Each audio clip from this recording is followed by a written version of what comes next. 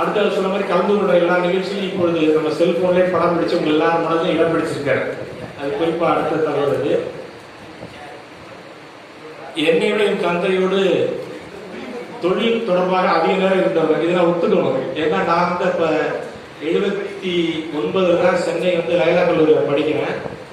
அப்ப எனக்கு பாதுகாவலர் குருமூர்த்தி தான். அப்போ வந்து டிக்கிச்சேரியில் கடை இருக்கும். நான் லைலா காலேஜ் ஹாஸ்டலில் இருப்பேன். வாரம் ஒரு முறை தான் வருவேன். எனக்கு பணம் வேண்டாம், குருமூர்த்தி தான் கேட்கணும்னாங்க. குருமூர்த்தி கேட்டு வாங்கினோம், செலவு பண்ணுவோம். அந்த மாதிரி தந்தையார் அவர்கள் அவங்க கையில் இங்கே ஒப்படைச்சிருந்தாங்க. நீங்க வந்து நீங்க எங்க சென்று பார்க்க முடியாது. எல்லா துணைகளையும் குருமூர்த்தி போய் பார்க்குறாரு. அந்த தமிழ் தான் அவருக்கு ஒரு தொடர்பு, தந்தை மேல் ஏற்படுத்திய தொடர்பு.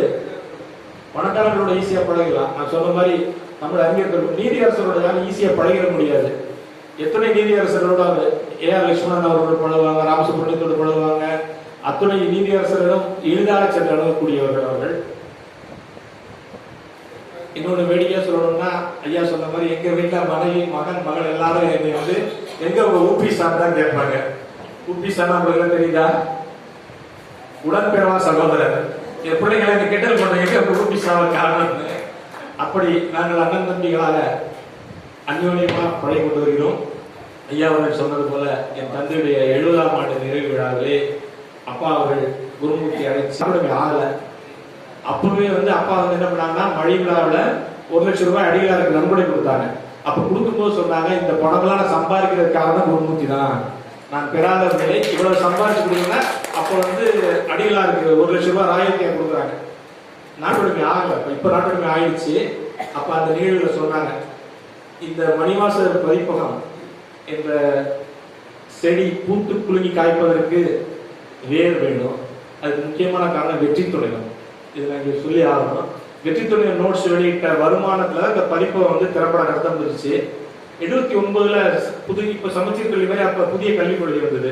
அப்ப அறிவியல் பாடம் ரொம்ப கஷ்டமா இருந்தது. எங்களுடைய வெற்றிக்கு எங்களுடைய ஆசிரியர் பெருமக்கள் பன்னீர்செல்வம் அறிவியல் ஆசிரியர், நாராயணசாமி வரலாற்று ஆசிரியர், இப்படி அறிவியல் பெருமக்கள் நோட்ஸ் எழுதி வாங்கிட்டு வருவார் குருமூர்த்தி. அதை மவுண்ட்ரோல கப்பம் வச்சிருந்தோம். அப்ப லெட்டர் பிரஸ் தான். லெட்டர் பிரஸ் அச்சு கோர்த்து புத்தகம் அடிப்போம். அடிச்சு ஒரு மாட்டு வண்டியில தான் எடுத்துட்டு வருவாங்க. வந்த உடனே அவ்வளவு சுடத்துல இப்ப எப்படி காஃபி டீ சுட சுட கொடுத்தாங்க, அது மாதிரி புத்தகங்கள் அப்படி விற்கக்கூடிய நேரம் அது. அப்படி எல்லாம் கஷ்டப்பட்டு உழைத்து முன்னேறி நாங்கள் வளர்வதற்கு முக்கியமான காரணமாக இருந்தால் குருமூர்த்தி. ஏன்னா அந்த தொழில் பற்றி சொல்லும்போது, அப்பா வந்து பல்கலைக்கழகத்தில் வேலை பார்த்தனால சனி ஞாயிறு தான் சென்னை வருவாங்க. காலைல 5 மணிக்கெல்லாம் முதல் ஃபோன் குருமூர்த்தி தான் பண்ணுவாங்க.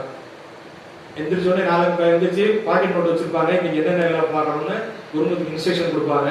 குருமூர்த்தி பயன்படுத்தி என்ன வேலை பார்த்தேன், இன்னைக்கு என்ன வேலை பார்க்க போறேன், நாளைக்கு என்ன வேலை பார்க்கறேன்னு 5-6 மணிக்கெல்லாம் ஃபோன் அட்டன் பண்றதுக்கு ரெடியா இருப்பார் அவரு. இவர் குறிப்பிட்டுவாரு, என்ன வேலை முடிச்சு முடியும் பார்ப்பாரு. அதே மாதிரி சனிக்கிழமை பொறுப்பு சென்னை வந்தாங்கன்னா எக்மூர் ஸ்டேஷனுக்கு போயிடுவாரு.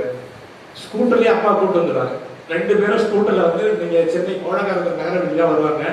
நகரவழினா அப்பாவுக்கு வந்து இவங்க எப்படி ஒரு பிஆர்ஓ ஈவினிங் போய் ஃபங்க்ஷன்ல தொடர்பு கொள்றாரோ அது மாதிரி அப்பா வந்து நகரவழி சென்னை கோடக்காலத்துல நகரத்தார்கள் வீடு அங்கதான் தங்குவாங்க.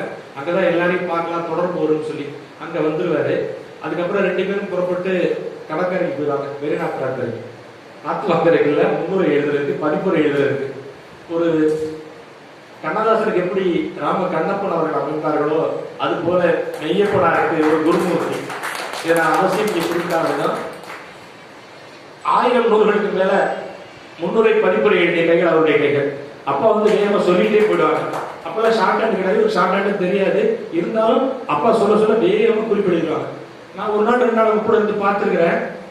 நடுவில் ஏதாவது வேகமா வரும்போது ஒரு முறை கேட்டார் குருமூர்த்தி, சார் இது என்ன நிறுத்தாத, என்னைய சிந்தனை தடைபட்டுரும், நான் முதல்ல சொல்லிடுறேன், விடுவிடுன்னு சொல்லிடுவாங்க.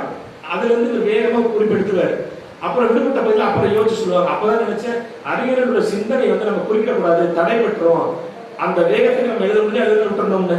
அப்படி கடற்கரையில வந்து 1000 நூல்களுக்கு மேல பதிப்புரை எழுதிய சொல்ல எழுதிய பெருமாள் அவர்கள்